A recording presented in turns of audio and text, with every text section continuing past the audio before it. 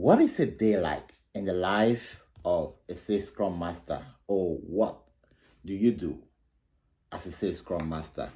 Hello, welcome to the Safe Chat Room with Dr. Francis Mbunya. Happy Monday, happy new week. It is a great week and another week to win.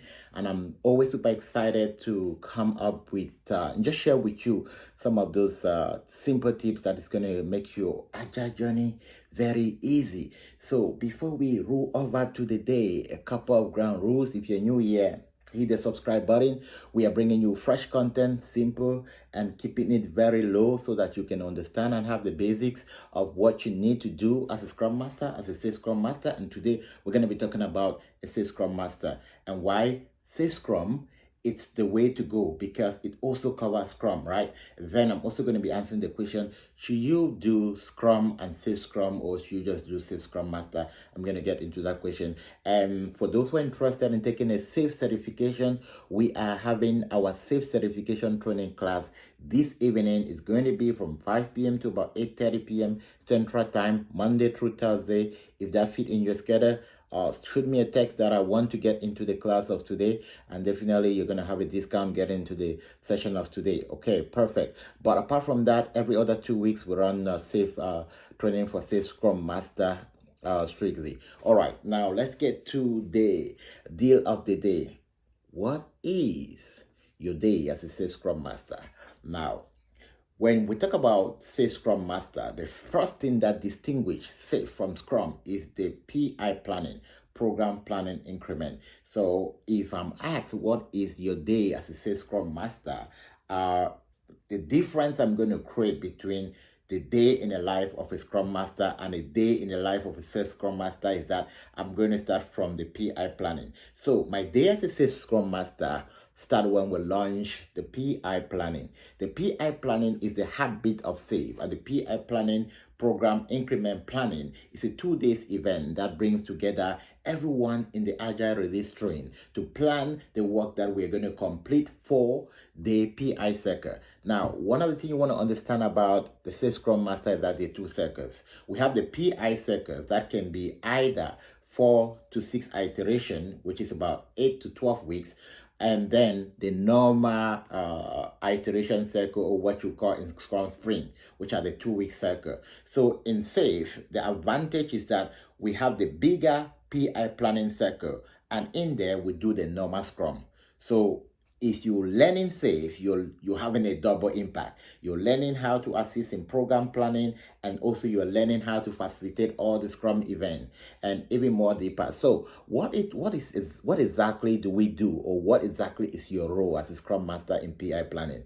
Now, PI planning is a 2 days event, and it agenda is very straight. It starts with the executive giving us all the business context of what the business has been, where the business has been, more of the value of the business we are in, and kind of zooming into a bigger picture where we want to go. And then we have the product management that comes after the executive. That's the first day in the 2 days, and give us more of the product vision, what we are building, and why we are building it, and then give us some of the futures we are going to kind of build within the next ideally 10 weeks, which is about 5 iteration. Most environment adopt a 10-week cycle for a PI planning, right? And give us the most often they advocate for top 10 features, but it doesn't mean that it can go beyond top 10 features. And after that, we have the architecture engineer that comes up and gives us more of the technical aspect on the type of system we're going to build, and kind of more of technical construction.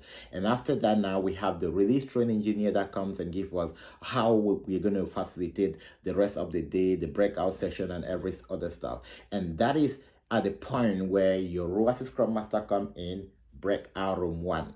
So the typical role of a Scrum Master in PI planning comes at 2 main positions: breakout room 1, or breakout session 1 in day 1, and breakout session 2 in day 2. And what exactly are you doing in breakout session 1? Breakout session 1 is where all the Agile team kind of break out after the peak futures from the program backlog, or after they've been assigned features from the program backlog, and then they go into their breakout session and they're planning it across the iteration, which means a future. Let me give a bit of example of what a future is about, right?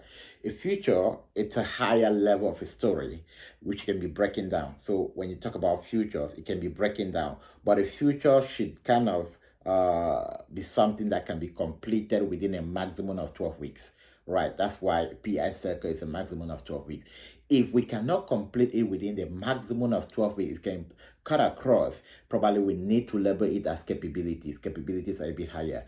And if you can cut across several PI circle, probably we need to take it to epics. So we have epics, capability, futures, and story. Right. So when you ever hear about futures, know that we are at the program level. When you hear about story, we are at the team level. Right. The way we hear about capabilities, we are at the solution level. If you hear about epics, we are at the portfolio level. All right. That's a bit of technicality in there. But then going back to your role as a Scrum Master in PI planning, your main role is during the breakout session where your team is planning, is breaking down the story into the backlog, into the team backlog, so creating story. So you as a Scrum Master, there are specific rules which you need to pay attention to. The first is that your team is actually maintaining the time box. Your team to maintain the time box to make sure that they're not using so much time to plan a story, right? The goal is for them to focus on alignment rather than focus on detailing. Detailing should be done during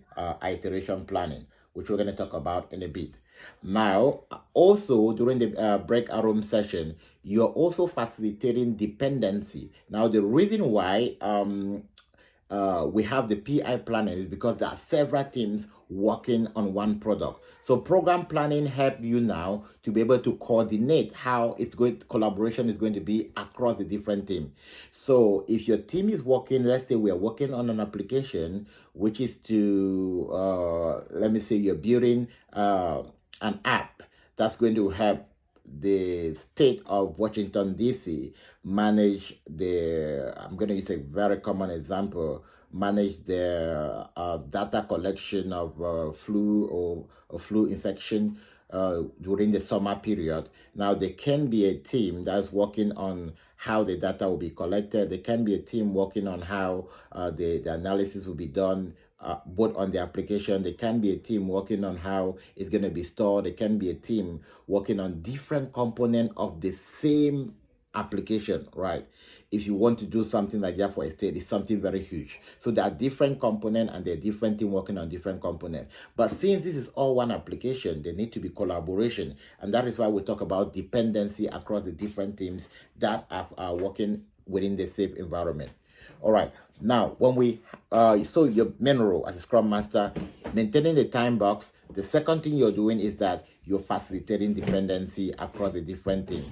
If your team is working on maybe on the interface that will collect the data, and then you are collaborating with another team that is going to be working maybe on the analytical part of the application. Now, there should be a connection on how the data part of the application will be linked to the analysis part of the application, right? So if you're working on one of the aspects that need that coordination, now you need to match out when the team is starting, when they plan it in the iteration, and then that's going to help us to draw dependency when we're talking about the program board. Okay. Now, what you're also doing as a Scrum Master is that you're helping the team to manage their program board, okay? More of putting the stickers there and making sure that the dependency are kind of linked. Now, at the end of day one, what you do, you've come out with a draft of your program, which you're going to be completing within the next 5 iterations if we're working in the cycle of 10 weeks, right? Every other team, let's say there are 15 teams in the train, every other team has done the same. So what you're going to see is that you're going to see like 15 teams and you'll see all what they've planned to do within the next 10 weeks. And then because we've planned that, it's easy for us to make connection on the dependency and help us to clearly see how the entire program is going to be like and how dependency are going to be coordinated. All right. After day one, the draft program goes to the management. The management go the evening, sit back, evaluate it, and now they have a more deeper and clearer understanding of what needs to be done. They come back in day two and they say, okay, based on what you guys planned yesterday, we need to do a couple of revisions. So they push it back to the team with all their suggestions. The team go back to breakout room 2, and then they do kind of revision based on the scope. Look at what they can commit to, what they cannot commit to, and then the plan, come out with a final plan.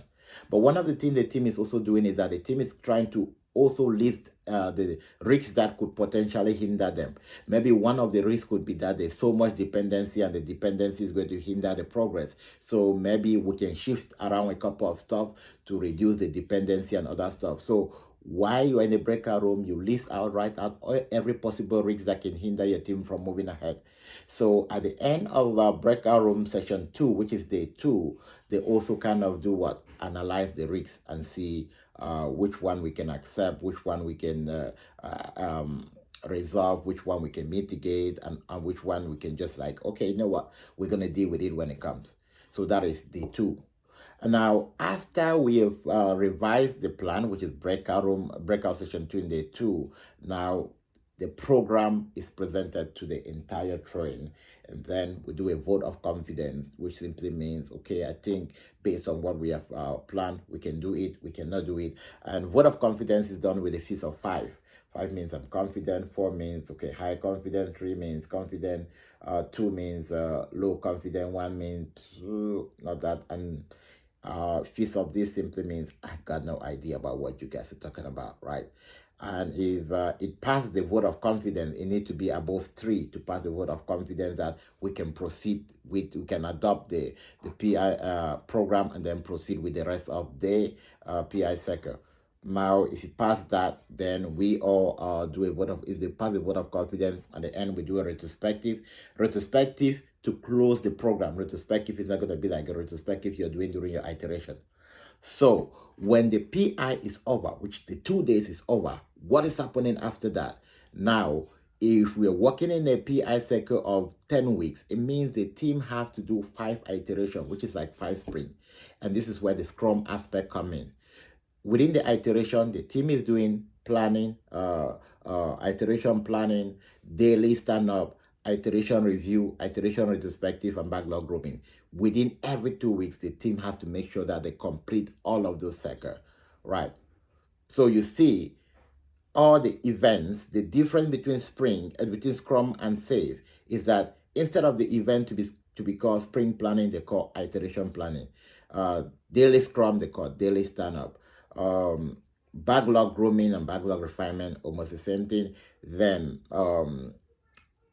spring review, spring iteration review, spring retrospective, iteration retrospective, but the same thing is been done. Now, another bigger difference, not really bigger, slightly bigger, which is kind of a bit deeper in Save, is what we call the capacity planning in Save, kind of go more deeper. You need to do your capacity planning during the PI planning, and you need to estimate the work across 6 different or 5 different iterations, which you need now to use the capacity planning sheet in order to do that. In most Scrum environment, the capacity planning is just like a very simple process without a lot of complication on bringing in a worksheet and all of that. Okay, another major difference is that within the PI planning, you have a lot of dependency meetings, you have a sprint planning meeting, you have system demos at the end of every iteration, and it's a bit busy within the safe environment. Okay, so during the iteration, you now perform your normal Scrum meeting, and then you also have the Scrum of Scrum you're attending to regularly, right? Now, I think some of the questions you might want to ask is that, what is the frequency of the Scrum of Scrum? It depends on the environment. It depends on also the level of dependency the team is having. If the level of dependency is very high, we can have Scrum of Scrum twice a week. If they're not so much high, we can decide to have Scrum of Scrum once a week, right? It just varies per the different environment. All right, I think I was in higher level kind of description. What I'm planning to do in the days ahead will be actually to look at how we can teach in a very non-technical way some of these events, so that when you go do your long planning with a lot of technicality, you can kind of plug in, and maybe within the space of an hour, you can be able to navigate through all the events with no technicality. But let's throw it out for today. I wish you a very happy week. And remember, for those who need coaching, check out the link below below this video. You're going to see how we can help you reduce the number of days you're putting in for your job interview, right? From resume to everything, we help you with that. And then for those who want safe certification, our safe certification training are rolling in today in the next 7-8 hours, so you have plenty of time to plug in and see how you can get safe certified, multiply your chances in the market. Before then, I'll see you in the next 2 days, or maybe tomorrow, God willing.